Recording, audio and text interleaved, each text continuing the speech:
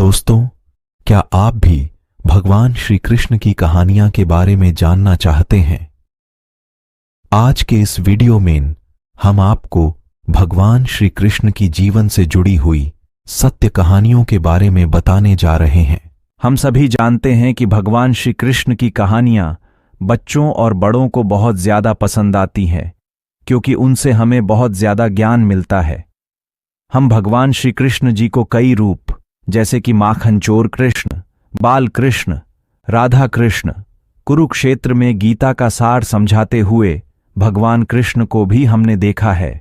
तो दोस्तों, आज के इस वीडियो में हम आपको भगवान श्री कृष्ण जी की बचपन से लेकर बड़े होने तक की कहानियों के बारे में जानकारी शेयर करने जा रहे हैं। ऐसा भी हो सकता है इनमें से कुछ कहानियां ऐसी भी होंगी जो आपने अपने माता पिता या दादा दादी से बचपन में सुनी होंगी। तो चलो दोस्तों, अब हम शुरू करते हैं। बचपन से ही श्री कृष्ण को माखन खाने का बहुत शौक था। जैसे जैसे वह बड़े हुए, उनका माखन खाने का शौक भी बढ़ता गया। वह अपने घर में ही माखन को चोरी कर लिया करते थे। श्री कृष्ण की मां यशोदा माखन को मिट्टी की हांडी में डालकर लटका देती थी, ताकि कृष्ण का हाथ वहां तक ना पहुंचे। लेकिन श्री कृष्ण और उसके दोस्त हार मानने वाले नहीं थे। एक दिन यशोदा मां माखन को मिट्टी की हांडी में डालकर लटकाकर चली गई। फिर श्री कृष्ण और उनके दोस्तों ने मिलकर युगत लगाई और एक दूसरे के ऊपर चढ़ते हुए कृष्णा माखन की हांडी तक पहुंच गए। उन्होंने माखन की हांडी तोड़ दी और सारा माखन खा गए।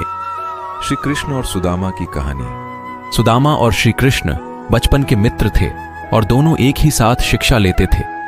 सुदामा बहुत गरीब था, वह ब्राह्मण था, इसलिए वह दिन भर में 5 घर से भिक्षा मांगकर अपना और अपने परिवार का पेट पालता था। उसे जितना मिलता था उसी से गुजारा करता था, परंतु मिलने वाली भिक्षा उसके लिए पर्याप्त नहीं थी। उसका और उसके परिवार का पेट भी उससे करता नहीं था।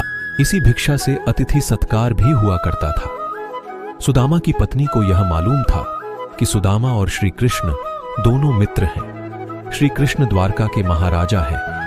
अगर सुदामा उनसे सहायता मांगेगा तो कभी भी ना नहीं करेंगे। इसलिए सुदामा की पत्नी ने सुदामा को बहुत बार श्री कृष्ण के पास द्वारका जाने के लिए कहा, परंतु सुदामा हर बार मना कर देता था। परंतु बहुत ज्यादा पर्यटन करने के बाद सुदामा मान जाता है और वह द्वारका के लिए निकल जाता है। उस समय उसके पास कोई साधन नहीं था। वह अपने पैरों पर चलता हुआ द्वारका की ओर बढ़ रहा था। वह संकोच और लज्जा से भरा हुआ द्वारका की ओर निकल पड़ा। काफी दूर चलने के बाद उसे रास्ते में एक बैलगाड़ी मिलती है, जिस पर व्यापार के लिए खूब सारा माल लदा हुआ था। मुरारी ने सुदामा को द्वारका चलने के लिए मना लिया। गाड़ी पर बैठकर दोनों द्वारका के पास पहुंचे। वहां पहुंचते ही बैलगाड़ी वाले ने सुदामा से कहा कि आपका रास्ता यहां से अलग है और मेरा अलग है। सुदामा आगे चलने के बाद वहां से वापस आ गया। उसने सोचा कि मैं उस बैलगाड़ी वाले का धन्यवाद करके आता हूं। सुदामा मंदिर के पीछे उसका धन्यवाद करने के लिए वहां गया तो वहां पर कोई बैलगाड़ी नहीं थी और ना ही कोई मुरारी था। उसे कुछ समझ नहीं आ रहा था। वह सोच रहा था कि एक क्षण पहले वह मुरारी से बातचीत कर रहा था, परंतु दूसरे चरण में यहां पर कोई भी नहीं है। सुदामा समझ गया था कि उसके मित्र श्री कृष्ण की ही कोई लीला है। वास्तव में ऐसा ही हुआ। जब दोनों की मुलाकात हुई तो वह दोनों मुरारी की घटना पर मुस्कुरा रहे थे। श्री कृष्ण और सांप कालिया की कहानी। एक बार की बात है कि यमुना नदी में एक मीठे पानी की झील में एक जहरीला सांप रहा करता था, जिसका नाम कालिया था।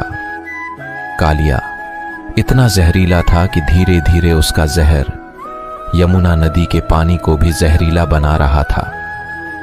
एक दिन उस नदी के किनारे पर एक गाय चराने वाला गया और उसने उस नदी से पानी पीना शुरू कर दिया। पानी पीते ही उस व्यक्ति की मौत हो गई। जब श्री कृष्ण को इस बात का पता चला तो कृष्ण ने अपनी शक्ति से उस मरे हुए व्यक्ति को दोबारा से जिंदा कर दिया। उसके बाद कृष्ण यमुना नदी में कूद गए और नदी की गहराई में जाने लगे। नदी की गहराई में गए तो वह जोर जोर से सांप को पुकारने लगे। उस समय कृष्ण को नदी में गए हुए काफी समय हो गया था। यह देखकर लोग चिंतित होने लगे और कुछ लोग तो वहां करने लगे थे। उसके बाद कालिया सांप नदी के अंदर से बाहर निकला और श्री कृष्ण के सामने आया। सामने आते ही श्री कृष्ण पर आक्रमण कर दिया। देखते ही देखते श्री कृष्ण उस कालिया सांप के सर पर नाचने लगे। वह कालिया सांप 1000 सर वाला विशाल सांप था। श्री कृष्ण इतनी तेजी से नाचने लगे थे कि कालिया सांप के मुंह से खून निकलने लगा। जब यह बात कालिया की पत्नी को पता चली तो वह श्री कृष्ण के सामने कालिया के जीवन की भीख मांगने लगी। श्री कृष्ण ने कालिया सांप को जमुना नदी को छोड़कर रामायणका द्वीप में जाने के लिए कहा और उसे यह आश्वासन भी दिया, उन पर कभी भी गरुड़ हमला नहीं करेंगे, क्योंकि उसके सिर के ऊपर कृष्ण के पैरों के निशान छप चुके हैं। यह सुनकर कालिया सांप बहुत ज्यादा खुश हो गया और फिर वह अपनी पत्नी के साथ यमुना नदी को छोड़कर वहां से दूर चला गया। इस प्रकार श्री कृष्ण ने कालिया सांप से गांव वालों की रक्षा की। भक्त की रक्षा। एक गांव में 8 वर्ष का सूर्य नाम का एक बेहद दुर्लभ बालक था। उसका परिवार का व्यवसाय लकड़ी काटना और उन्हें बाजार में बेचना था। एक दिन सूरज यमुना नदी के किनारे पर लकड़ी काट रहा था। एक पेड़ की सूखी टहनी यमुना नदी की ओर झुकी हुई थी। सूरज की खास बात यह थी कि वह कभी भी हरी भरी टहनी को नहीं काटता था। उसने देखा कि जो टहनी यमुना नदी की ओर झुकी हुई है वह बिल्कुल सूखी हुए है। उसने कुल्हाड़ी लेकर उसे काटने के बारे में सोचा।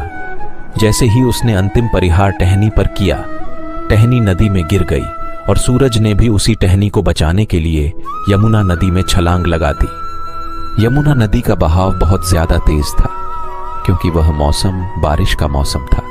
सूरज काफी देर तक नदी से बाहर निकलने के लिए प्रयास करता रहा, परंतु उस धारा में खुद को बहने से ना रोक सका।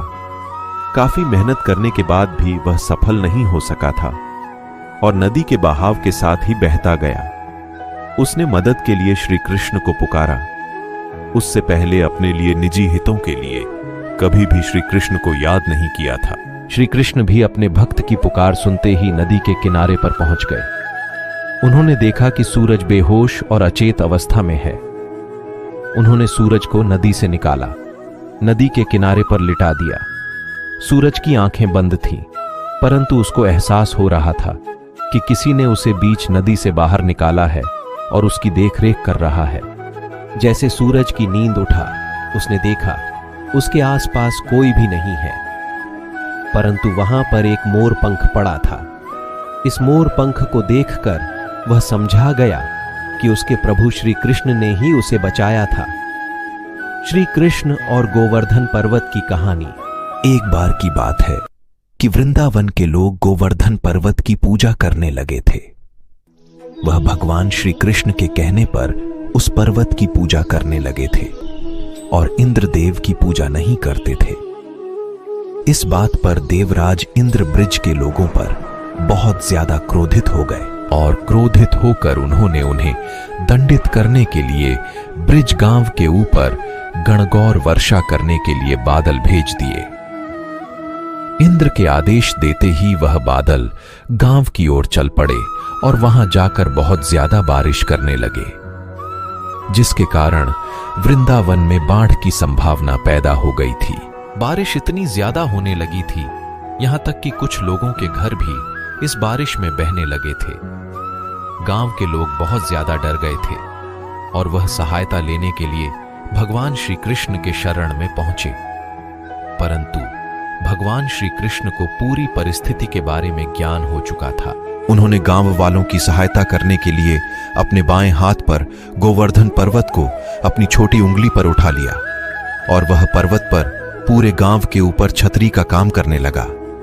देखते ही देखते वृंदावन के सभी लोग और गाय एक एक करके उस पर्वत के नीचे आने लगे। इस प्रकार भगवान श्री कृष्ण ने वृंदावन के लोगों की जान बचा ली। भगवान श्री कृष्ण के चमत्कार को देखकर लोग बहुत ज्यादा हैरान हो गए थे। और इस चमत्कार को देखकर बादल भी वापस लौट गए और इस तरह भगवान श्री कृष्ण ने ब्रजवासी की रक्षा की और वह लोग खुशी खुशी रहने लगे।